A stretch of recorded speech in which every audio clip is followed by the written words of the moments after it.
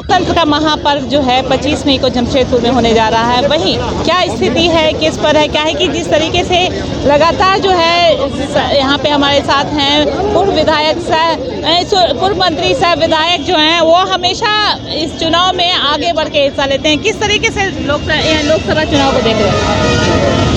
तो लोकसभा चुनाव जमशेदपुर का लगता है कि कड़ा संघर्ष है इस बार, और हवा का रुख पता नहीं चलता है। कोई अभी अपना मुंह नहीं खोल रहा है कौन क्या चाहता है। और हम लोग तो भाई इस बात में भरोसा रखते हैं कि ताली दोनों हाथ से बजती है। जो मेरा समर्थन आगे के चुनाव में करने का वादा करेगा, मेरा व्यक्तिगत समर्थन तो उसी को मिलेगा। हमारे साथी हैं, उनके लिए हमने कहा है कि आप सभी अपनी अंतरात्मा की आवाज़ पर वोट करिए। किस तरीके से पूरे झारखंड की बात करें तो किस तरीके से देखते हैं चुरा का है कि जिस तरीके से देखा जाए दो गठबंधन है, दोनों में आपस में संघर्ष हैं और दोनों ने उम्मीदवार खड़ा करने में कहीं न कहीं गलतियां की हैं। तो इसलिए लोग कह रहे हैं कि इनकी गलती का लाभ उनको मिलेगा, उनकी गलती का लाभ उनको मिलेगा।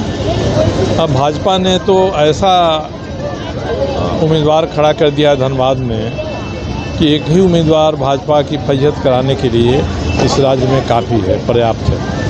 धनबाद में जिस तरीके से चुनाव हो रहा है, यहाँ पे अनुपमा सिंह है और वहीं पे दूसरी तरफ ढुल्लू महतो, क्या इस पे क्या पूरा प्रतिक्रिया रहेगी आपकी? जिस तरीके से आप हमेशा विरोध किए ढुल्लू महतो का। नहीं, मैंने ढुल्लू महतो का नहीं विरोध किया है। मैं भाजपा के नेताओं के दिमाग में ये बात लाना चाहता हूँ कि हम लोगों के पथ प्रदर्शक दीनदयाल जी हैं, समय समय पर रास्ता दिखाने के लिए हमारे संघ के पदाधिकारी हैं। ये जो बातें कहते हैं उनका ध्यान रखना चाहिए चुनाव में। और दीनदयाल जी ने कहा है कि यदि उम्मीदवार को चुनने में पार्टी से गलती हो जाए तो कार्यकर्ताओं को और जनता को उस गलती को सुधार देना चाहिए।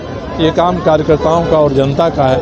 यही बात मैं धनबाद के लोगों से कर रहा हूँ कि पार्टी से कोई गलती हुई है, आप इसको सुधार दीजिए। और जिस तरह के आरोप उनके चरित्र के बारे में आ रहे हैं, उसके बारे में तो भाजपा के लोगों ने चुप्पी साध लिया है। मैंने जितनी बातें उठाई हैं अब उस पर चुप हैं। शुरू में उन्होंने प्रतिक्रिया दी थी, मेरी आलोचना की थी, और अब चुप हैं। मगर जवाब की जगह चुप्पी साधने से सवाल का महत्व तो कम नहीं हो जाता है।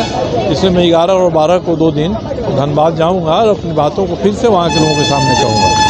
तो आपने सुना जो पूर्व मंत्री साहब विधायक सरयू राय की बातें, तो इनका साफ साफ कहना है कि जिस तरीके से भारतीय जनता पार्टी प्रत्याशी चुनने में जो धनबाद में गलती की है, कार्यकर्ताओं को उसका जो है उसे सही कर लेना चाहिए। जो नतीजा आना है वो अगले यानी आगामी 4 जून को आएगा। लेकिन इनका कहना है कि किसी भी तरीके से जो प्रत्याशी यहाँ पर जो भारतीय जनता पार्टी की तरफ से जो बातें की जाती है वो यहाँ पर जो है धनबाद में देखने को नहीं मिल रहा था। जमशेदपुर से लाला जबी 22 को।